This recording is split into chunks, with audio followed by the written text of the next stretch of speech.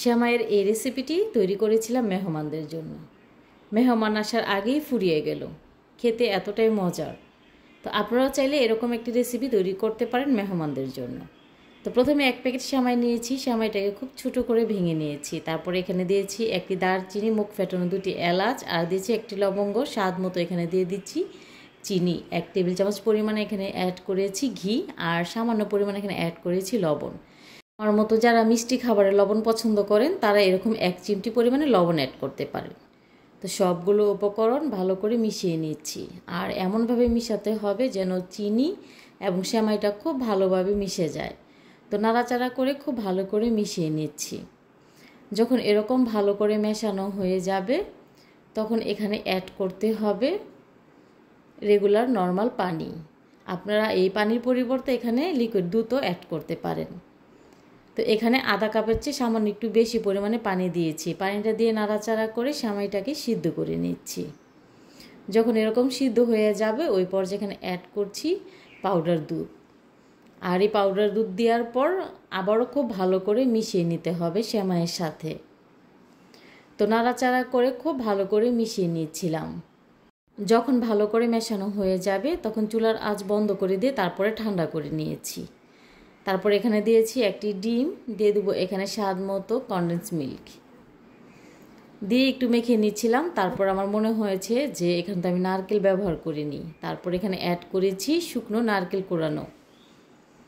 আপনারা শুকনো নারকেলের পরিবর্তে এখানে ভেজা নারকেলটাও ব্যবহার করতে পারেন। তো সবগুলো উপকরণ আবারও খুব ভালো করে মিশিয়ে নিচ্ছিলাম। এরকম ভালো করে মেশানো হয়ে যাবে তখন এখানে একটি ছোট সাইজের আমি মোল নিয়েছি, আর এই মোলটা আমি আগে থেকে ঘি মাখিয়ে নিয়েছিলাম।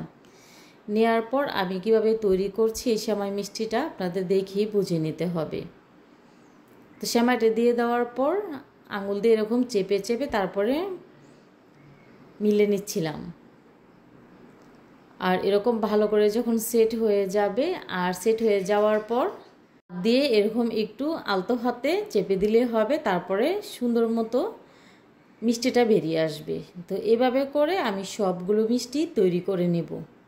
রেসিপি ভালো লাগলে শেয়ার করার অনুরোধ রইল। অতিথি আপ্যায়নে এরকম মিষ্টি আপনারা তৈরি করতে পারেন খুব সহজে, আর এভাবে মিষ্টি তৈরি করা খুবই সহজ।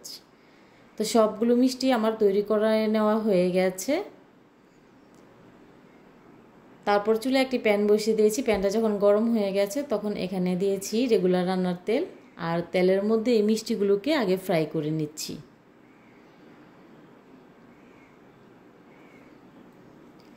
তো উল্টিয়ে পাল্টে ভেজে নিতে হবে। যেহেতু এটা আগে থেকে সিদ্ধ করা আছে সেমাই, তাই বেশি করে ভাজার কোনো প্রয়োজন নেই। এরকম সুন্দর একটি কালার চলে আসলেই চুলা থেকে নামিয়ে নিতে হবে। তো মিষ্টিগুলো এভাবে করে সবগুলো আমি ভাজা করে নিয়েছি। একটা ভেঙে দেখাচ্ছি যে কতটা জুসি হয়েছে ভিতরটা। আপনারা চাইলে এভাবেও খেতে পারেন, আবার চাইলে আপনারা এখানে দুধে ভিজিয়েও খেতে পারেন। তো আমার কাছে এভাবেই খেতে ভালো লেগেছে। তো আমার হাজব্যান্ডের জন্য আমি গরম দুধে ভিজিয়ে রাখবো 1 ঘন্টার জন্য। সবাই খুব ভালো থাকবেন। আল্লাহ হাফিজ।